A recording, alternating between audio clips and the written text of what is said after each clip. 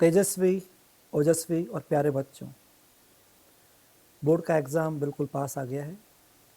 मुस्कुराइए क्योंकि ये आपके लिए पेरेंटल एग्ज़ाम है, यानी कि पेरेंट के लिए एग्ज़ाम जिसमें आप उन्हें अच्छा स्कोर करके गिफ्ट देंगे और बहुत आसानी से गिफ्ट दे सकते हैं अगर आप लिफ्टेड हों। अगर हम किसी एग्ज़ाम के लिए उसका पैटर्न समझ लें और उसका एग्ज़ाम के पेपर पहले कैसे हुए उनको देख लें तो एक अनुभव के हिसाब से लगता है, हमारा अनुभव नहीं है लेकिन सीबीएसई का अनुभव क्या रहा उससे लगता है कि एग्ज़ाम कितना आसान है। इसलिए पहले बच्चे रहो क्योंकि बच्चों की पहचान मुस्कान है। पीछे मत देखो किताबें कितनी हैं, केवल आपकी एनसीईआरटी बुक ही आपको पढ़नी सीबीएसई के लिए, वो उसकी प्रेस्क्राइब बुक है। थोड़ा सा पैनिक लग रहे होंगे बच्चों, इस बार फिजिक्स का पेपर केवल 1 दिन का गैप रखता है। 5 मार्च को आपको इंग्लिश का, 7 मार्च को फिजिक्स का है। कोई बात नहीं, सबके लिए है। लेकिन अब स्मार्टनेस पे आए। सबसे पहले ये जो बोर्ड का पेपर होता है इसमें जिनके पास पेपर फ्रेमिंग के लिए भेजा जाता है उनको पुराने 15 साल के पेपर दिए जाते हैं, तो वो ज़्यादा मेहनत नहीं करते हैं। 75-80% तो उसमें से हुबहू ले लेते हैं। हो गए, मुस्कुराओ। 75-80% तैयारी। अब लाते हैं और स्मार्टनेस। हमको तो 90-95 लाना है, तो उसका तरीका क्या है? प्रेजेंटेशन। बोर्ड का एग्ज़ाम पैटर्न सब्जेक्टिव है। सब्जेक्ट में अब एक्टिव कि आपने कोई सिलेबस किसी छोड़ा नहीं, क्योंकि इसमें डेप्थ नॉलेज की ज़रूरत नहीं है, सुपरफिशियल नॉलेज चाहिए। सिंपल डेफिनेशंस आती हैं, 1 वर्ड क्वेश्चंस आते हैं, कुछ छोटे छोटे फॉर्मूले पे एप्लीकेशन न्यूमेरिकल्स आते हैं और कुछ डेरिवेशंस आते हैं। और यहाँ एग्ज़ाम में आपका वेटेज अलग अलग है। डेरिवेशन के 5 नंबर होते हैं, न्यूमेरिकल्स के 3 नंबर होते हैं, 1-1 नंबर के क्वेश्चन भी होते हैं। तो सबसे पहले यहाँ से चालू करते हैं। जो पेपर पैटर्न है उसमें आपके 1 to 5 1-1 नंबर के, 6 to 10 2-2 नंबर के, इसमें एक क्वेश्चन में चॉइस होती है। 11 to 22 3-3 नंबर के, इसमें भी एक क्वेश्चन में चॉइस होती है। 23rd question value based question होता है और 24, 25, 26 ये डेरिवेशंस होते हैं और इसमें हर में चॉइस होती है और हर क्वेश्चन 5 नंबर का होता है। बच्चा सोचता है शुरू से 1 से स्टार्ट करूं, या गिनती गिनने की जरूरत नहीं है, स्मार्टनेस रखिए। और कई बार हम स्टार्ट करते हैं, 1 नंबर का क्वेश्चन है, हमारे पास लगता है बहुत समय, कॉपी बिल्कुल फ्रेश स्टार्ट कर रहे हैं और जमा के और अच्छी तरह से लिखते जाते हैं, नॉलेज का बखान करते हैं, जबकि हमको नंबर 1 से ज़्यादा मिलेंगे नहीं। इसलिए स्मार्टनेस लाइए। सबसे पहले देखिए 15 मिनट आपको दिए जाते हैं अलग से। क्यों देते हैं? ताकि आप अपनी स्मार्टनेस अप्लाई करें। पेपर भी चेक कर लीजिए, कहीं आपका पेपर अधूरा तो नहीं है, प्रिंटिंग पूरी है कि नहीं, कहीं धुंधलापन तो नहीं है, कोई पेज गायब तो नहीं है। और उसके बाद आराम से पेपर को निगाह देखिए और डेरिवेशन वाले सेक्शन में जाइए। वहाँ आपके पास हर क्वेश्चन में चॉइस है। और जब पढ़ाई करते हो तो आपको मालूम है वो चैप्टर्स जिसके अंदर प्रैक्टिकल और थ्योरी दोनों जुड़ी होती है उसके डेरिवेशन की चांसेस ज़्यादा होती है। और साथ साथ जो आपके स्टैंडर्ड डेरिवेशंस होते हैं वो एज इट इज आप जो करते हो वैसे ही आपको वहाँ पर लिख कर आना है। तो डेरिवेशन को अच्छी तरह से, जैसा उसका प्रोसेस है, डायग्राम तो डायग्राम बनाइए, उसकी लेवलिंग करिए, प्रॉपर प्रोसेस है उसको डिराइव करिए, 5 नंबर को अपना बनाइए। वहाँ चॉइस है, जो अच्छा लगता है, जिसमें ज़्यादा कॉन्फिडेंस है, जिसमें इंटरेस्ट है, वहाँ से स्टार्ट करिए ताकि खुद को इम्प्रेस कर दें। कहते हैं first impression is last impression, well begin half done. आपका वही मन काफ़ी अपने आप ही अंदर से प्रसन्नचित हो जाएगा और आपकी गाड़ी मस्त शुरुआत होगी। मुस्कुराहट के साथ अपने 5 नंबर के सेक्शन को करने के बाद फिर आपकी चॉइस है 3, 2, 1 में, 3 और 2 में से कहीं भी करिए। 1 नंबर वालों को तो लास्ट में भी अगर आप चलते चलते करोगे तो भी कर जाओगे, क्योंकि आपको 1-1 नंबर में कई बार 1 वर्ड लिखना पड़ता है, 1 लाइन लिखनी पड़ती है, उसमें टाइम नहीं लगता। 5 मिनट में भी आपके वो आराम से क्वेश्चन हो सकते हैं, 1 से लेकर 10 तक 5 मिनट में हो सकते हैं, लेकिन डेरिवेशन वाले क्वेश्चन समय लेते हैं। तो ये तो बात हुई सबसे पहले स्टार्ट करने की इस तरह से। तो मत सोचना कि पहले कौन सा करूं। अब आती बात, सीक्वेंस कुछ भी रखो, आपका ऑर्डर 24, 25, 26 कर सकते हो, 24 कर सकते हो, कुछ भी कर सकते हो, लेकिन जब किसी क्वेश्चन में इंटरनल पार्ट हो तो उसमें ध्यान रखो, उसको सीक्वेंस में रखो। अगर ABC है तो ABC में करो, क्योंकि एग्जामिनर को आंसर याद हो जाता है ABC, उसके हिसाब से कॉपी चेक करता है। आपने पहले C कर दिया, बाद में A कर दिया, फिर B कर दिया, आपके 3 हो सकता गलत हो जाए, क्योंकि उसको आंसर ABC याद है। तो इसका भी ध्यान रखना, इंटरनल सीक्वेंस में हमेशा सीक्वेंस मेंटेन रखना। अब इसके बाद आती है आपके प्रेजेंटेशन के बाद के साथ साथ स्मार्टनेस। सीबीएसई आपके लिए बहुत रिलैक्स करती है आपको। कभी आपके आएगी डेफिनेशन, अगर आपको डायरेक्ट डेफिनेशन नहीं मालूम हो, आपको उसका डायग्राम आता हो, उसका फॉर्मूला आता हो, तो भी काम चल सकता है। जैसे एग्जांपल आया क्वेश्चन, डिफाइन इलेक्ट्रिक फ्लक्स। आपको डायरेक्ट डेफिनेशन याद नहीं आ रही, लेकिन आपको ध्यान है डायग्राम कैसे बनाया जाता है। आपने एक सरफेस बना दी और उसके दिखा दी नॉर्मल डायरेक्शन में इलेक्ट्रिक फील्ड लाइंस, तो भी आपको नंबर 1 मिल जाएगा। अगर आपको उसका फॉर्मूला आता है और आपने लिख दिया phi is equal to E vector dot S vector, तो भी आपको 1 नंबर मिल जाएगा। और अगर आपने जो एक लाइन की होती है डेफिनेशन वो लिख दी, तो भी 1 नंबर मिल जाएगा। तो कितनी रहम करती है, कितने आपके लिए कह दीजिए रिलैक्स रहती है, आपका सपोर्ट करती है सीबीएसई। कई बार ऐसा भी होता है कि आप अपने लिए प्रैक्टिकल्स करते हैं और थ्योरी में भी चीज़ होती है, आपको प्रैक्टिकल से वो चीज़ याद रहती है लेकिन थ्योरेटिकल उसका नाम याद नहीं रहता। इसमें भी आपको चेक किया जाता है।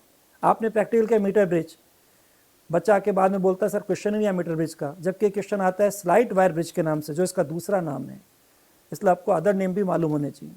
ऐसे कई बार आता है क्वेश्चन साइक्लोट्रॉन पे, कई बार आया है, लेकिन कभी कभार नाम बदल के आता है, इसका एक और नाम है पार्टिकल चार्ज एक्सेलेटर। तो आपको अदर्स नेम भी मालूम होने चाहिए। रह जाती बात हमारे लिए जो चीज़ प्रैक्टिकल में ज़्यादा होती है उसके डेरिवेशन के आने के चांसेस ज़्यादा होती है, उसका वेटेज भी क्वेश्चन के हिसाब से अच्छा रहता है। अब अगर मैं फिजिक्स की बात चल रही है उसको थोड़ा और आसान कर दूं, तो सबसे पहले फिजिक्स में आपका सिलेबस सीबीएसई ने मेन 3 सेक्शन में डिवाइड किया है। पहले सेक्शन में आपकी 4 यूनिट है 31 मार्क्स, दूसरे सेक्शन में आपकी 2 यूनिट है 17 मार्क्स, और थर्ड सेक्शन में आपकी अगेन 4 यूनिट है 22 मार्क्स। तो ये आपका हो गया पूरा 70 मार्क्स। अब इसमें आपके लिए पढ़ाई करते समय आपने देखा होगा कि कौन से चैप्टर आपके 11 से कनेक्ट रखते हैं, तो उसका आपका ग्रिप ज़्यादा अच्छा होगा, और कौन से केवल सीधे सीधे डायरेक्ट फॉर्मूला एप्लीकेशन पे आते हैं या सीधे डेफिनेशन पे आते हैं। तो आपका सेक्शन जैसे कि मॉडर्न फिजिक्स है, उसमें एटम और न्यूक्लियस दोनों आते हैं। अब इसको आप 2 सब्जेक्ट में पढ़ते हो, फिजिक्स में भी पढ़ते हो और केमिस्ट्री में पढ़ते हो। आप कभी नहीं बोलो फिजिक्स का एटम है कि केमिस्ट्री का एटम, तो एटम है। लेकिन जब आपने इस एटम न्यूक्लियस को दोनों सब्जेक्ट में पढ़ा है, तो आपने इसको ज़्यादा समय दिया है, ज़्यादा प्रैक्टिस करी है, तो आपके लिए ज़्यादा वो कॉन्फिडेंस में, ज़्यादा ग्रिप में होना चाहिए। इसलिए आप आराम से ये मॉडर्न फिजिक्स का जो सेक्शन है, जिसको हम थर्ड सेक्शन बोलते हैं, उसमें आप आराम से अच्छा क्वेश्चन कर सकते हो। ऐसे ही आपके लिए अपना जो इलेक्ट्रोस्टेट्स है वो आपके 11 के टॉपिक कनेक्ट है ग्रेविटेशन से, तो वो भी आपको ईजी लगता होगा। बाकी हर की अपनी अपनी चॉइस होती है किसके लिए कौन सा टॉपिक ईजी है, कौन सा हार्ड है। लेकिन कुल मिला के ये चलना, कोई चीज़ हार्ड नहीं होती, हमारी सोच कई बार उसको हार्ड मान लेती है। अगर हम सोचो कुछ भी कर सकते हैं, और बोर्ड का एग्ज़ाम तो बहुत स्मार्टनेस का एग्ज़ाम है, नॉलेज की डेप्थ की ज़रूरत नहीं है। तो अगर आपने प्रेजेंटेशन अच्छा रखा तो आप नंबर आराम से अपनी जो तैयारी उससे भी ज़्यादा ला सकते हो। अब आपको लगे मैं कोई जादू दिखाने वाला हूँ, ऐसा नहीं। यहाँ आती बात, आपका प्रेजेंटेशन ऐसा होना चाहिए जिसमें कोई काटाफिसी नहीं हो, मिक्सिंग नहीं हो, ओवरलैपिंग नहीं हो, और एक क्वेश्चन से दूसरे के आंसर में कम से कम 1 लाइन का गैप छोड़े। कॉपी आपको घर से लेके नहीं जानी, आपका खर्चा नहीं हो रहा है, आप आराम से जितनी सप्लीमेंट्री कॉपी ले सकते हैं, इसलिए बीच में गैप जरूर रखा करो। और अब आती बात स्मार्टनेस की, क्या कम तैयारी है लेकिन ज़्यादा वसूली करके आ सकते हो, कैसे? 75% तैयारी लेकिन 90% मार्क्स रख सकते हो, कैसे? आपको अपना प्रेजेंटेशन ऐसा रखना है कि जो आपका एग्जामिनर है वो कॉपी चेक कैसे करता है ये समझना है, उसके दिमाग को पढ़ना है। तो कई बार तो केवल आपके आंसर को देख के नंबर पूरे देते हैं, लेकिन कैसे? आपका शुरू का प्रेजेंटेशन उनके लिए अच्छा होना चाहिए ताकि उनके नंबर देने का मोमेंटम बन जाए। आपको शुरू में कम से कम अगर 26 क्वेश्चन है तो 10-12 क्वेश्चन ऐसे करने चाहिए जिसमें कोई काटाफीसी नहीं हो, जो मैंने भी कहा था प्रेजेंटेशन आपका स्मार्ट हो। अगर आपने ऐसा करा तो वो शुरू में आपकी कॉपी को चेक करना स्टार्ट करेगा, तो टिक टिक करेगा और धीरे धीरे उसका मोमेंटम बनता जाएगा। और मालूम पड़ा 10-12 क्वेश्चन जब आपके ऐसे उसने टिक टिक टिक कर दिए, तो उसका आगे मोमेंटम ऐसा हो जाएगा कि आपने गलत भी किया होगा तो भी वो टिक कर देगा। आपको लग रहा है ऐसा नहीं होता, ऐसा होता है। लास्ट टाइम एक बच्चा था आयुष जैन, जिसको मालूम था उसके फिजिक्स में क्वेश्चन गलत हो गया है, तो उसके 95 से ऊपर नंबर ज़्यादा नहीं आ सकते थे, लेकिन उसके मार्क्स आए 99। उसको ताज्जुब हुआ। तो उसके एक क्वेश्चन में जिसका उसका फॉर्मूला शुरू में गलत लिखा था, लेकिन उसका आंसर वापस सही आ गया, तो भी उसको नंबर पूरे 3 में से 3 मिल गए। मैं आपको याद दिलाता हूँ, आपका एक टॉपिक में आता है डिफाइन 1 एम्पियर, 1 एम्पियर को परिभाषित कीजिए। तो उसमें आप 1 एम्पियर को डिफाइन करने के लिए यूज़ करते हैं formula force upon length is equal to mu 0/4 pi I1 I2 upon 2 pi R। Ayush ने R की जगह R स्क्वायर लगा दिया, और आपको मालूम बाद में R इज इक्वल टू 1 रखते हैं। और 1 रखो कि 1 का स्क्वायर करो, रहेगा तो नीचे 1 ही, तो सॉल्व होकर वैल्यू वही आ गई और एम्पेयर वैसे डिफाइन हो गया। लेकिन शुरू का फॉर्मूला क्या था गलत, तो भी उसको नंबर मिल गए 3। ऐसा क्यों? क्योंकि आयुष की कॉपी को चेक करने में एग्जामिनर का मोमेंटम बन गया था। उसने शुरू में क्वेश्चन को इतना अच्छी तरह से, बिना किसी काटाफीसी के, बिना किसी मिक्सिंग के, बहुत क्लियर दूर दूर करके लिखा था, अच्छी राइटिंग में लिखा था। तो उसके टिक की टिक करते करते गलत क्वेश्चन का भी आंसर टिक हो गया। और बाद में तो वो केवल आंसर देखते हैं, इसलिए अगर आपने शुरू में कर दिया और बाद में कई बार आप आंसर को हमेशा हाईलाइट किया करो। मान लीजिए आपको किसी क्वेश्चन ने पूछा डायरेक्शन ऑफ करंट क्या होगी, अब आप उसको लिख रहे हो, लैंग्वेज कुछ भी लेंज लॉ को करके लिख रहे हो, अकॉर्डिंग टू लेंज लॉ लिख रहे हो, लेकिन अगर आपका आंसर अगर क्लॉकवाइज है और आपने क्लॉकवाइज को अंडरलाइन कर दिया तो केवल क्लॉकवाइज देखेगा और आपको नंबर दे देगा। ये सब स्मार्टनेस है, ऐसा होता है और आगे भी होता रहेगा। तो ये जो समझ जाएगा उसे कई जगह जहाँ उसका क्वेश्चन अगर मान लीजिए डायरेक्ट उसका एक्सप्लेनेशन नहीं मालूम लेकिन आंसर मालूम, वो भी लिख के आ जाता है, तो भी उसको नंबर मिल जाते हैं। और आपको ये ध्यान रखना है, अगर आपने शुरू में ये 10-12 क्वेश्चन को ऐसे स्मार्टनेस से कर लिया तो फिर आपके हो सकता है स्कोर जो आप सोचो उससे भी ज़्यादा आ जाए। आपको लगे मेरे बाद में तो गलत हो गया था, लेकिन आपकी कॉपी का शुरू का प्रेजेंटेशन काफ़ी अच्छा था, तो हो सकता है उसमें भी आपको नंबर मिल जाए। तो ये तरीका मैं बता रहा हूँ, ये हर जगह लगाना है आपको। और जब भी कोई डायग्राम बनाए उसको पेंसिल से बनाए, ढंग से लेवलिंग करें। कभी भी कोई कलर के ये red pen, green pen use ना करें, केवल यूज़ है आपके लिए इसमें ब्लू पेन, कभी कभार ब्लैक पेन, जेल पेन भी यूज़ कर सकते हैं, लेकिन कलर में कभी रेड ग्रीन यूज़ ना करें। इन बातों का ध्यान रखें, और अगर आपने ये सब बातें ध्यान रखी तो आपका स्कोर काफ़ी अच्छा होगा। तैयारी की पूरी वसूली क्या, उससे ज़्यादा नंबर लेके आओगे बोर्ड एग्ज़ाम से। इसलिए कोई भी किसी प्रकार का तनाव ना पाले। अब ये समय आ गया है, इसमें प्रॉपर नींद होनी चाहिए। थोड़ा मौसम गर्मी का भी दस्तक दे रहा है, इसलिए आपको खाने के हिसाब से खाली पेट भी नहीं जाना है, और ये भी नहीं दाल बाटी चूरमा खा गए, आलू के पराठे खा गए, दाल बाटी खा गए, ऐसा भी नहीं। हल्का रखिए लेकिन लाइट कुछ ना कुछ डाइट लेके जाइए। पानी अच्छा पीजिए, और एग्ज़ाम से पहले कोई भी एग्ज़ाम हो, 5 मार्च को इंग्लिश है तो 4 मार्च को ढंग से सोइए, 7 मार्च को फिजिक्स है तो 6 मार्च की रात को ढंग से सोइए। अब आपकी रातें ढंग से सोने के लिए हैं, क्योंकि आपको अपने लिए अपनी बायोलॉजिकल क्लॉक को इतना एक्टिव मोड में रखना है कि जो आपका एग्ज़ाम का टाइम है आप उसमें पूरे एक्टिव मोड में जाएं, तभी आपकी एफिशिएंसी सामने आएगी। इसलिए बच्चों, आप सबसे रिक्वेस्ट है, कभी भी इन लास्ट के दिनों में कभी रात काली मत करना, रात भर मत पढ़ना। जो साल भर पढ़ा है उसका विश्वास रखना। अभी आप साल भर पढ़ के चल रहे होंगे, आपसे रिश्तेदार, आपके पेरेंट्स, यहाँ तो आपके दोस्त पूछ रहे होंगे कैसे तैयारी चल रही है, क्या नंबर आएंगे। सब आपसे उम्मीद लगाए हुए हैं, सबकी कुछ ना कुछ आपसे एक्सपेक्टेशंस हैं, लेकिन कई बार उन उम्मीदों पर हम टेंस हो जाते हैं, प्रेशर में आ जाते हैं। कभी ऐसा मत करना। तेंदुलकर भी जब खेलने जाता था तो लोग उससे बहुत उम्मीदें करते थे, सेंचुरी लगाएगा, ये करेगा, लेकिन जब उससे पूछा जाता है तो तुम क्या करोगे, तो वो क्या बोलता, मैं अपना बस बेस्ट करके आऊँगा। मुझे अगर फील्डिंग में रखा जाएगा तो मेरी ओर से कम ऑपोजिट टीम के रन निकलने दूंगा।